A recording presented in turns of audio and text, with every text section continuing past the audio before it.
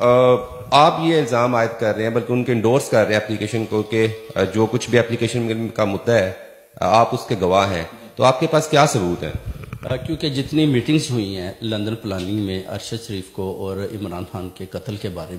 میں ان خفیہ meeting 4 meeting ہوئی جس میں ناصر بٹ صاحب مجھے لے کے گئے اور میں اس میں موجود تھا اور میں چشمدید گواہ بھی ہوں اور میں ایک زندہ انسان آپ کے سامنے کھڑا ہوں اور گواہی دوں گا۔ اچھا وہ بتائیے گا میٹنگ کا کیا متن تھا، کون کون لوگ تھے اور ہوا کیا، ڈیسائیڈ کیا ہوا؟ ڈیسائیڈ یہ ہوا تھا کہ میاں صاحب نے بولا جی کہ اس کو عوام کو چاہیے تھا کہ اس کو گریبان سے پکڑ کر باہر لے آتے، مگر اس کا کچھ نہ کچھ کرنا پڑے گا، جس پر انجم چودھری جو یوتھ ونگ کے صدر ہیں انہوں نے بولا جی کہ اس کا ابھی ایک ہی حل رہ گیا ہے کہ اس کو قتل کروائیں۔ انہوں نے یہ ایگری کیا کہ بالکل میں آپ کی بات سمجھتا ہوں، پہلے ذرا مریم صاحبہ آ جائیں تو اس کے بعد اس کا ڈیسائیڈ کریں گے۔ اس کے بعد 2-3 میٹنگ میں انہوں نے مجھے بلایا جس میں ارشد شریف کا تو مرڈر ہو گیا تھا، اس کے بارے میں بھی انہوں نے بولا تھا کہ کینیا یا دبئی میں آپ کے اگر کوئی اپروچ ہے تو ادھر بھی کام کروا دیں، ناصر بٹ نے بولا تھا۔ تو میں نے کہا میرا ادھر کوئی جاننے والا نہیں ہے، تو انہوں نے بولا کہ گجرات میں آپ کا مجھے پتا چلا کہ آپ ڈنڈی بٹی مضبوط ہیں، تو ادھر رانا سنالا جو ہے نا وہ وزیر آباد میں جگہ دیں گے جب لانگ مارچ شروع ہوگا، تو ادھر آپ کے جو شوٹر ہیں اس کو کل کریں۔ تو میں آپ کو لگتا ہے کہ اتنی سینسٹیو پلاننگ جو تھی وہ اتنے لوگوں کے سامنے ایکسپوز ہو سکتی تھی؟ نہیں تھے، میں ناصر بٹ جو لاسٹ تھی نا میٹنگ اس میں ناصر بٹ اور میاں صاحب تھے، تو انہوں نے بولا جی کہ جگہ بھی دیں گے تو آپ کے شوٹر عمران خان کو قتل کریں گے۔ تو میں نے کہا جی ٹھیک ہے، تو میں نے بٹ صاحب کو بولا جی کہ میرے پاس نہیں ہے، تو انہوں نے بولا جی کہ میاں صاحب بڑے ناراض ہو جائیں گے کیونکہ آپ 20 سال سے پارٹی کے رہنما بھی ہیں اور آپ کی میں نے کافی عزت بھی ہے، تو آپ کو چاہیے تھا کہ پارٹی کے لیے کچھ نہ کچھ کرتے۔ تو میں نے کہا جی میں پارٹی کے لیے اچھے کام کر سکتا ہوں، میں مگر کسی کا مرڈر نہیں کروا سکتا، تو مجھے آپ چاہے تو مجھ سے استعفیٰ لے لیں یا مجھے نکال دیں۔ تو اس کے بعد پھر کام جب آپ نے انکار کیا تو پھر آپ کو اپروچ کیا گیا یا کہا گیا کہ آپ نے خاموش رہنا ہے، یا بھی جب آپ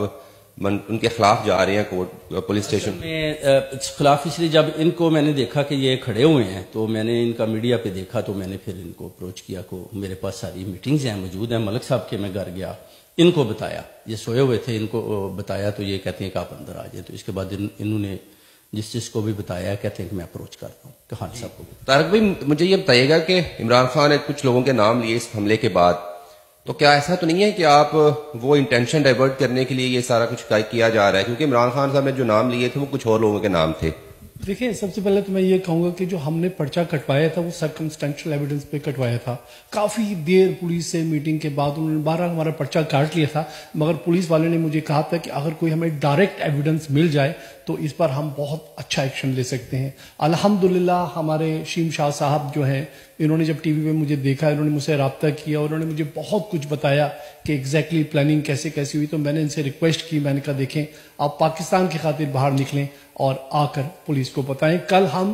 2:30 بجے تک پولیس اسٹیشن رہے، 8 بجے سے لے کے 2:30 بجے تک ہماری جو ہے وہ میٹنگ چلتی رہی ہے پولیس کے ساتھ۔ انشاءاللہ اب اس پر جو ہے نا ایکشن ضرور ہوگا۔ اچھا یہ بھی بتائیے گا کہ برطانوی قوانین الاؤ تو کرتے ہیں کس طرح کے کنسپائریسیز کو انویسٹیگیٹ کر سکیں، لیکن شاہ صاحب کا جو